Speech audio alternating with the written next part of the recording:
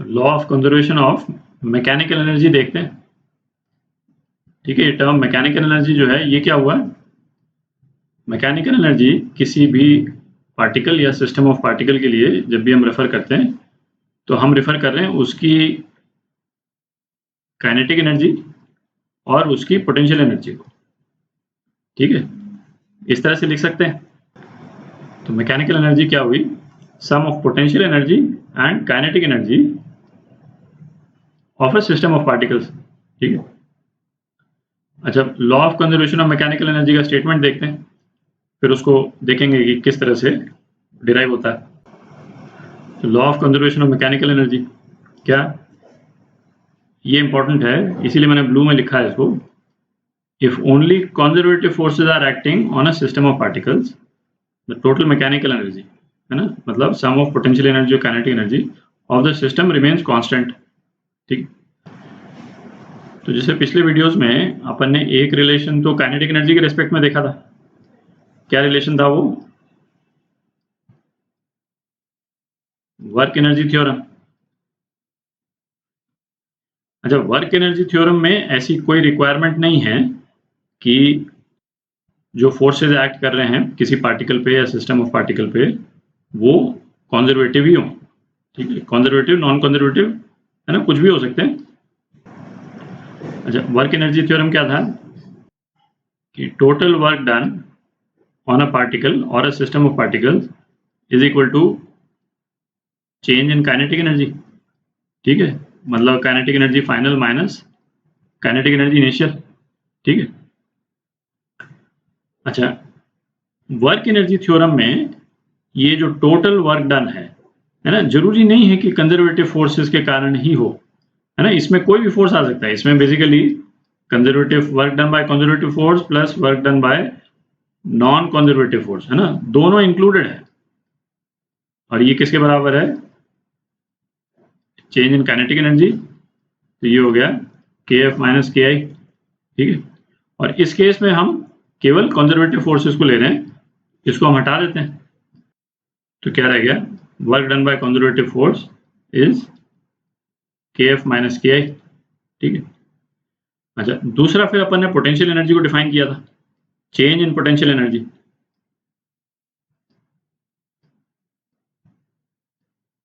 Change in potential energy, ठीक है, delta P is equal to UF minus UI। और इसको किस तरह से डिफाइन किया था अपन ने? इसको अपन ने डिफाइन किया था negative of work done by conservative force. ठीक है, इसमें ये स्पेसिफिकली कंजर्वेटिव फोर्स को ही हम रेफर कर सकते हैं। पोटेंशियल एनर्जी के केस में हम केवल कंजर्वेटिव फोर्स को रेफर करते हैं, जबकि वर्क एनर्जी थ्योरम में ऐसी कोई रिक्वायरमेंट नहीं है, है ना, ये आपको तो क्लियर रहना चाहिए। तो अब ये दो रिलेशन है अपने पास में। तो work done by conservative force को यदि इक्वेशन 1 में यदि हम डाल दें तो क्या आ जाएगा? Minus of UF minus UI is equal to KF minus KI। ठीक है, तो क्या हो गया? UF plus KF is equal to KI plus UI। ठीक है, तो law of conservation of mechanical energy यही है, यही स्टेटमेंट है basically. Final potential energy plus final kinetic energy is equal to initial kinetic energy plus initial potential energy. ठीक है, अच्छा, इसके इलस्ट्रेशन के लिए एक सिंपल सा केस देखते हैं। Law of conservation of mechanical energy का स्टेटमेंट जो है वो ये था जो अभी अपन ने डिराइव किया। ठीक है, अच्छा, इस स्टेटमेंट को जब अपन प्रॉब्लम सेट में यूज करते हैं तो जिस फॉर्म में इसको नॉर्मली अपन यूज करते हैं वो ये फॉर्म है कि change in kinetic energy is equal to negative of change in potential energy. ठीक है, इस फॉर्म में यूज होता है delta KE is equal to negative of delta potential energy. ठीक है, या इसको दूसरी तरह से यदि हम लिखें तो मतलब वो और इंट्यूटिवली समझ में आ जाता है कि increase in kinetic energy is equal to decrease in potential energy. ठीक है, और वाइस वर्सा। ठीक है, decrease in kinetic energy is equal to increase in potential energy. तो इस फॉर्मुलेशन को इस सिचुएशन में लगाते हैं। यहाँ पे जैसे एक बॉल है, यहाँ पे ऊपर है ना, रेस्ट पे है, और तो इसकी इनिशियल वेलोसिटी को हम 0 मान लेते हैं। इसको एक हाइट h से हमने जो है ड्रॉप कर दिया। ठीक है, तो ये ग्राउंड लेवल तक पहुंचते पहुंचते इसकी वेलोसिटी सपोज vf हो गई। ठीक है, अच्छा, तो vf यदि अपने को निकालना है तो मोशन की इक्वेशंस जो अपन ने डिराइव की थी, तो मोशन की जो इक्वेशंस अपन ने डिराइव की थी, है ना, उससे अपन सीधा निकाल सकते हैं भाई vf square is equal to vi square plus 2gh। ठीक है, और vi 0 है तो vf कितना हो गया, √2gh। ठीक है, अब इसी रिजल्ट को इस रिलेशन को अप्लाई करके निकालते हैं। ठीक है, बिल्कुल सबसे सिंपलेस्ट केस है ना, ताकि इंट्यूटिवली हम उसको समझ सकें। तो चेंज इन काइनेटिक एनर्जी क्या हो जाएगी,